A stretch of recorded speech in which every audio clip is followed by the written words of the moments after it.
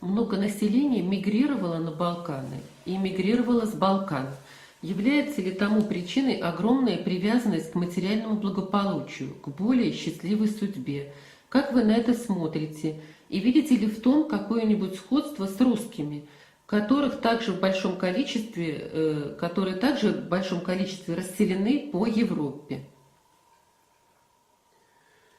Дело в том, что каждый человек решает в своей жизни вопрос: не хлебом единым или все-таки хлебом единым.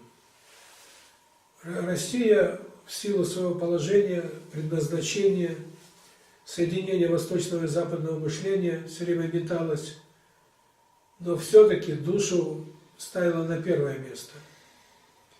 Поэтому культура в России, Россия как воспроизводитель мышления нового, она всегда была на высоте. Вспомните русских писателей. Они не о бытовых сценах писали, они писали о судьбе человечества. Это было для них главным. Поэтому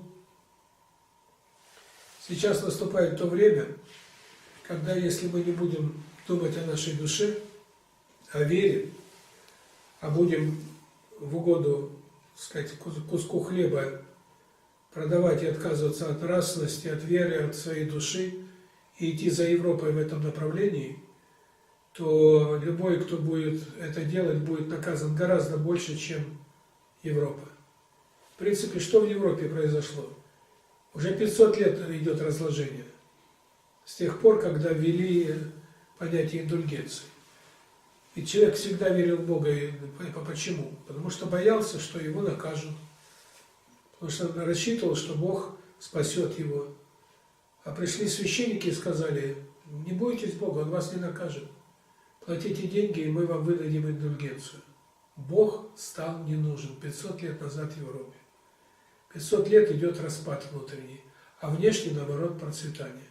Это как дерево, у которого начали гнить корни, а крона еще более пышная и хорошо выглядит. А потом это дерево падает. И все те, кто, видя пышную крону, пытается под этим деревом спрятаться, будут похоронены вместе с ним. Поэтому не то время, чтобы продавать душу ради куска хлеба.